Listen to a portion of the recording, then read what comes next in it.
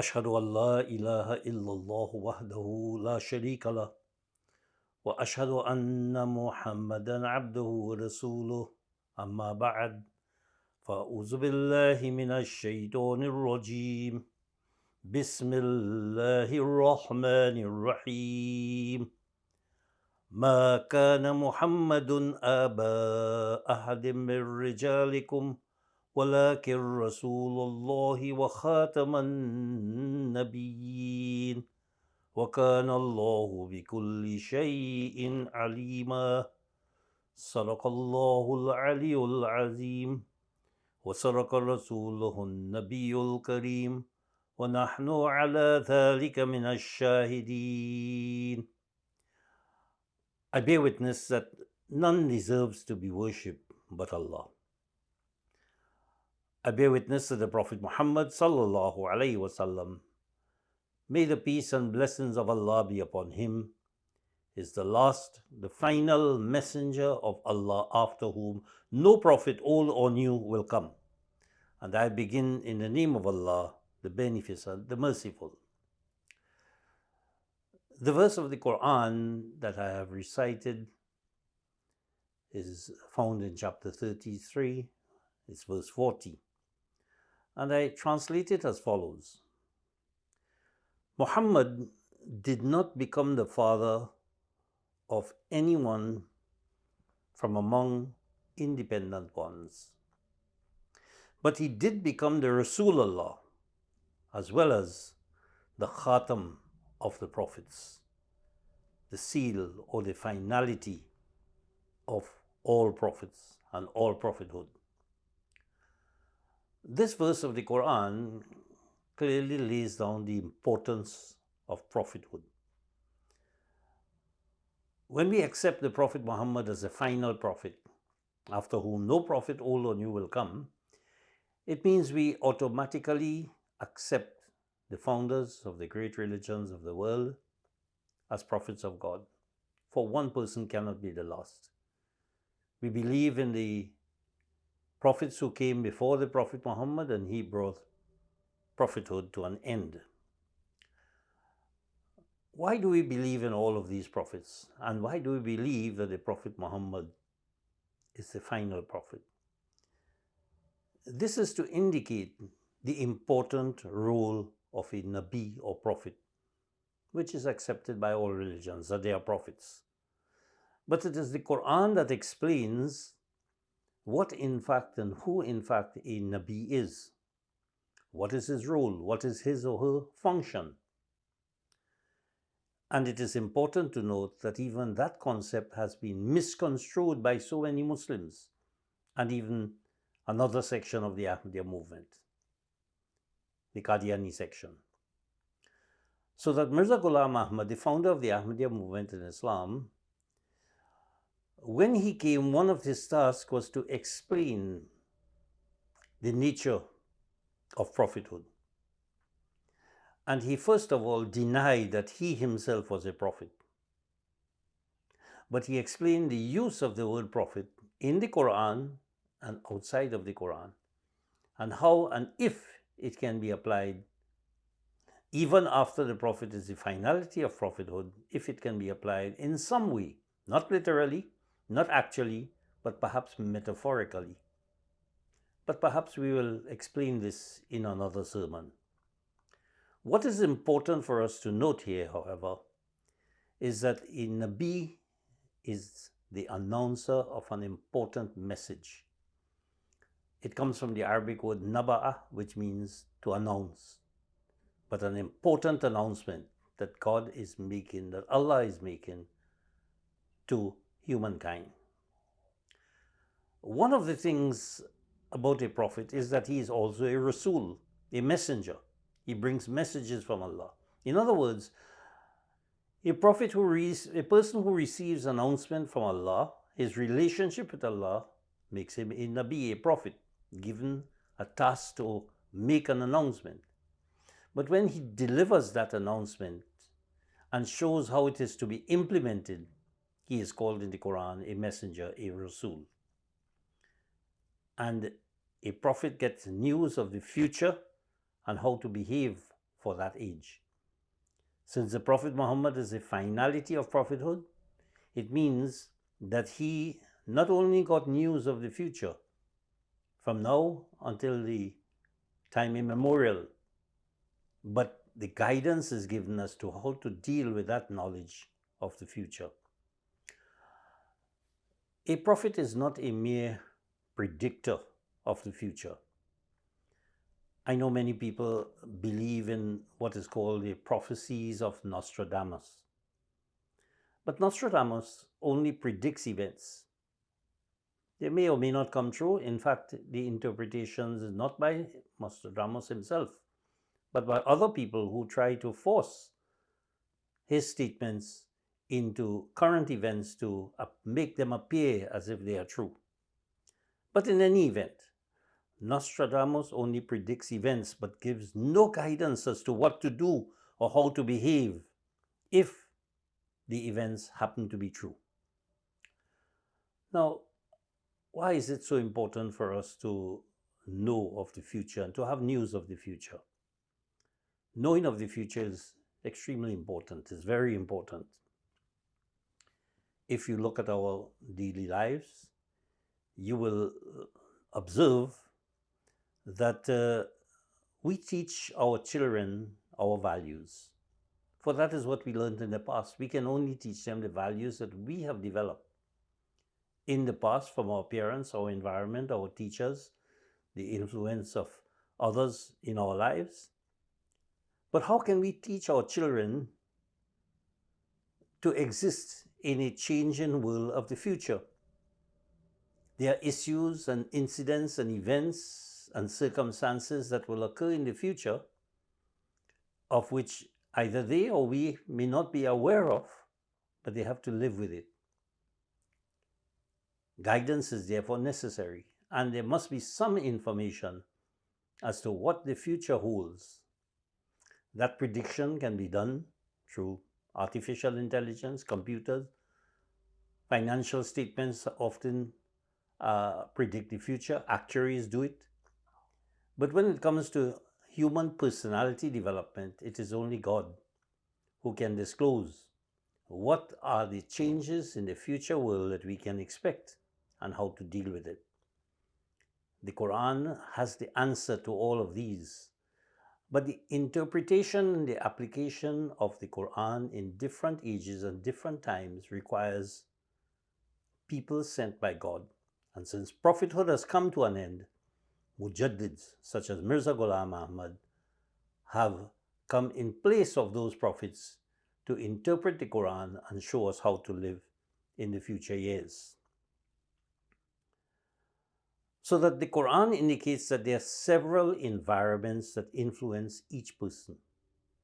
Each of us are influenced by different environments. The Quran calls it Allah is the Rabbul Alameen, where Alameen here is translated as worlds, but it means the environment, the world of the home, the world of work, the world of community, the world of a nation, the world, the environment of our neighbors, etc. And Allah is the one who nurtures us throughout all of these environments. This is therefore the important role that God plays in our lives when He will guide us through whatever events that may occur in the future. For He is the one who nurtures us. And that is the message of the Quran, to teach us to develop a relationship with Allah such that He can guide us through these various environments. Now, each environment that we choose, and everyone has that choice, the freedom of choice to choose his or her environment. But each environment that we choose influences us in some way, either negatively or positively. The negative influence of any environment is described as Satan, who drags you or me down instead of lifting us up. And so the Quran, Allah in the Quran explains how does Satan function. There are several ways, and we can advise our children and those in the future. Even now it is happening. We can observe what is happening now and predict the future by it in seeing the function of Satan in the lives of human beings. First of all, one instance is that the negative environment, Satan keeps us unaware. And Satan does not mean a special being. It means the influence of the environment in a negative way from outside of us. It can be human beings, it can be circumstances, events, news media, the internet. All of these can influence us positively or negatively. When they influence us negatively, as we have seen in the case of certain persons we have heard who have been influenced by the internet to commit crimes, so that the Quran is making us aware of the fact that the most successful tempters at work, they work in the dark, especially when we are ignorant, when we are in the dark. The forces of evil wants to keep us asleep and in ignorance. You will note also that most people who do evil do it in the dark. They choose the dark to do their nefarious and evil deeds. But darkness doesn't only mean physical darkness, it means mental darkness as well. If we are asleep, if we are in ignorance, we are in darkness. But sometimes we are awake, and the satanic forces, the negative influences around us, keep us numb. They numb us. And how do they do that? They do that by making you and me very, very comfortable. There's no sedative as strong as the drug of comfort in inaction. They make us inactive rather than proactive. These influences satisfy our desires, making us insensitive to the desire of needs of others. So when our desires are satisfied, we become numb to the feelings of others. We care only for ourselves. It becomes selfishness.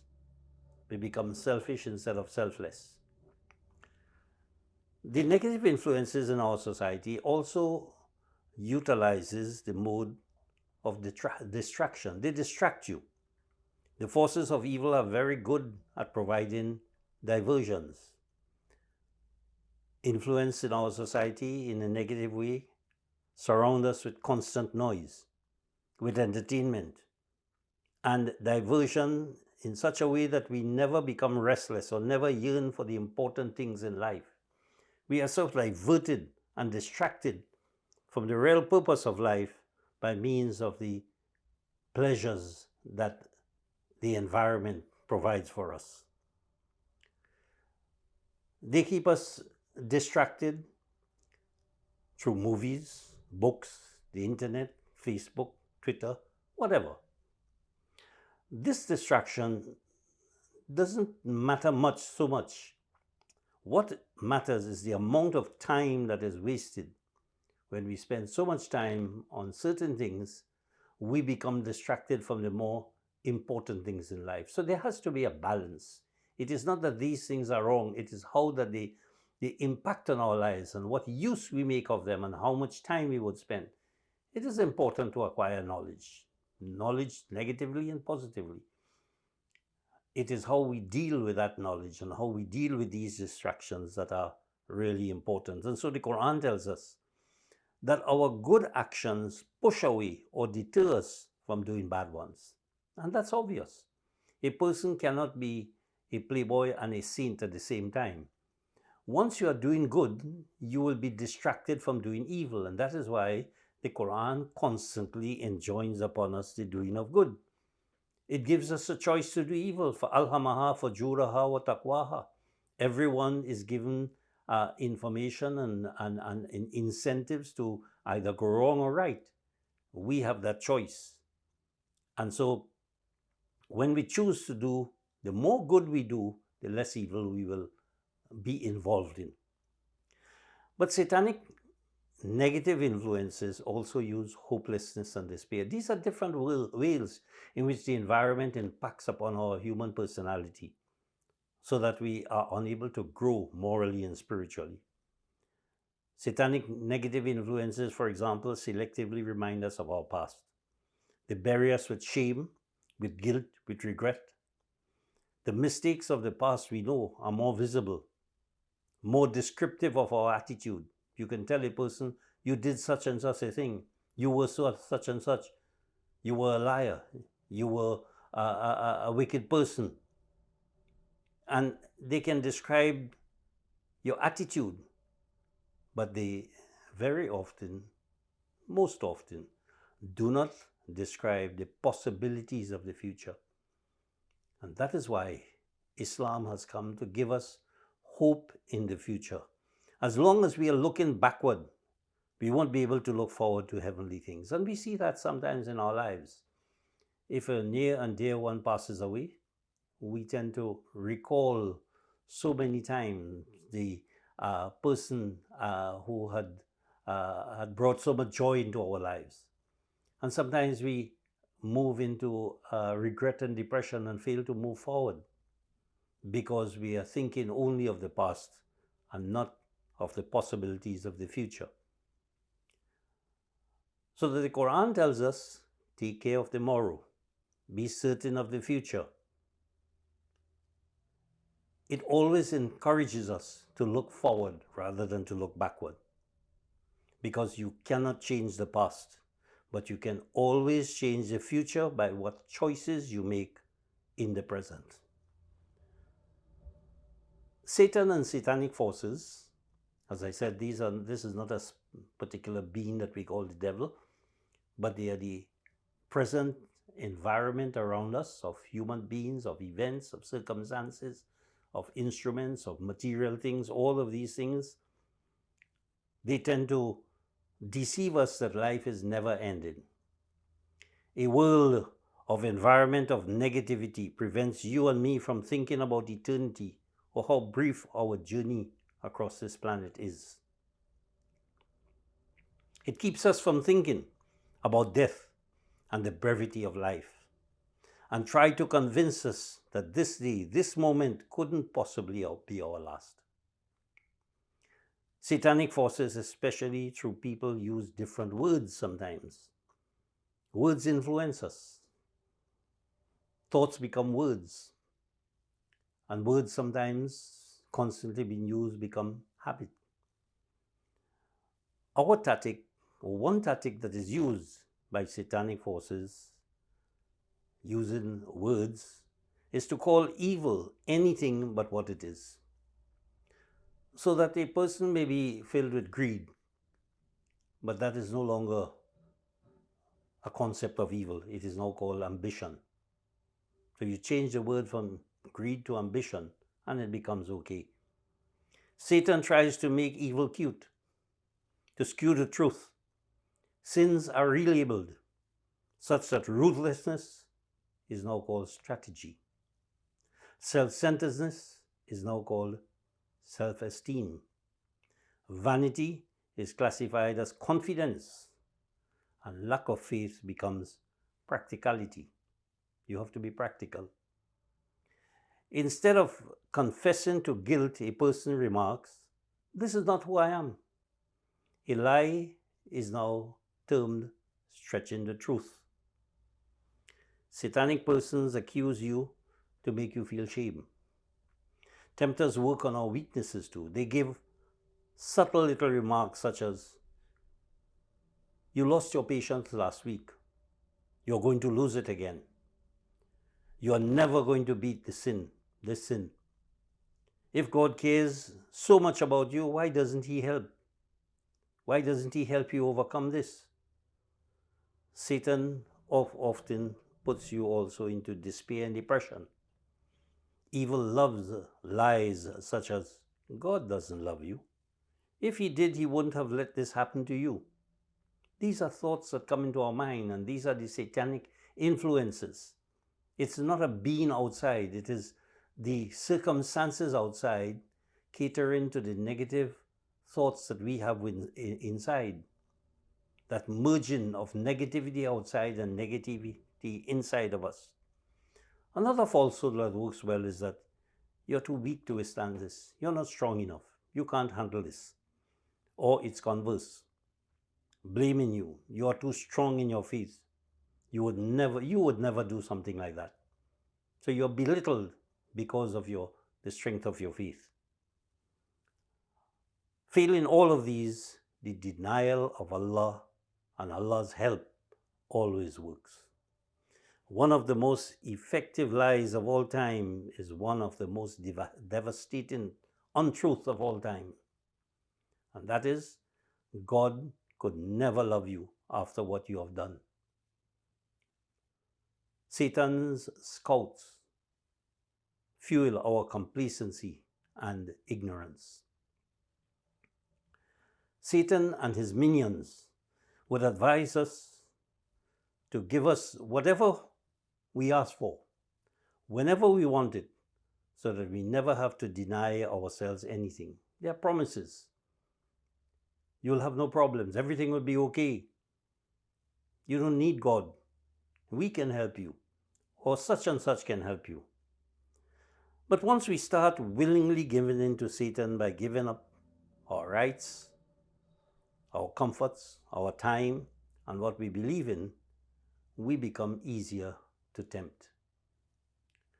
Allah has given us a garden, and this is what Islam offers. Allah has given us a garden, a paradise, a protected enclosure, for this is what Jannat is, this is what Firdaus is, a protected enclosure of happiness and joy for our souls to rise in heavenly enjoyment. This is what Islam provides. Our time, our resources, our efforts are to be used in changing our environments in a positive way so that our environment can enhance our personality development, morally as well as spiritually. That is why it is so important to belong to a mosque, a Jamaat, a community, an Anjuman that has values that can enhance our moral and spiritual development. All our worlds, all our environments, all our worlds of work, of home, of sports, of entertainment, of Jamaat, of community, of neighborhood, of nation, etc., are to be filled with positive influences of Allah's numerous attributes. Life is to build Allah's attributes within us, the attributes of love and kindness and charity and mercy. The more we spend for that, the more we develop that, the better we are making ourselves and our community and society. Take a look at Pharaoh, who created an evil society, as we are taught in the Quran, and built the pyramid, which was the biggest structure of its time and for centuries after. But it only provided the gold and luxuries for the dead. A house in this world would cost a lot and requires much sacrifice. Anyone who is prepared to buy a house, who has bought a house, would know this. For the wife of Pharaoh, then, to acquire a house in paradise, she had to give up all the wealth, all the opulence, and the power of her environment, and the evil influences of her husband and her people. She made a big sacrifice to acquire a house in paradise, the Quran tells us. So eternal happiness has a cost. And as soon as our Islam costs us something, evil has lost the battle. We have to spend, the Quran says, spend in the way of Allah, of our time, of our effort, our resources. Our very existence must be spent in developing the attributes of Allah within us. So spend your resources to resist evil, and it will flee. Fill your own personal life and your environment with the attributes of Allah, and no fear shall come upon you, nor will you grieve. Barakallahu lana wa lakum fil Quran al-Azim. ونفعنا وإياكم بالآيات والذكر الحكيم إنه تعالى جواد كريم ملك بر رؤوف رحيم.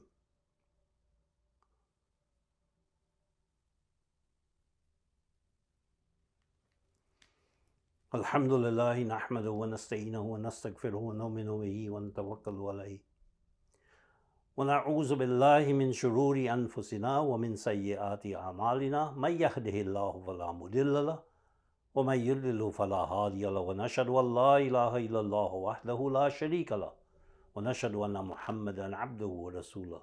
اللهم सल्ली अला मुहम्मद व अला आलि मुहम्मद कमा सल्लैता अला इब्राहीम व अला आलि इब्राहीम इन्नका हमीदुम मजीद। अल्लाहुम्मा बारिक अला मुहम्मद व अला आलि मुहम्मद कमा बारकता अला इब्राहीम व अला आलि इब्राहीम इन्नका हमीदुम मजीद। अल्लाहुम्मा मंसुर मन नसर दीन मुहम्मदिन सल्लल्लाहु अलैहि वसल्लम वजअलना मिनहुम। अल्लाहुम्मा ख्ज़ुल मन खज़ल दीन मुहम्मदिन सल्लल्लाहु अलैहि वसल्लम वला तजअलना मिनहुम। इन्नल्लाह यामुरु बिल अदलि वल इहसानि व इताइ ज़िल कुर्बा व यनहा अनिल फ़हशाइ वल मुनकरि वल बग़ि यइज़कुम लअल्लकुम तज़क्करून। उज़्कुरुल्लाह यज़्कुरकुम वदऊहु यस्तजिब लकुम व लज़िक्रुल्लाहि आला अकबर।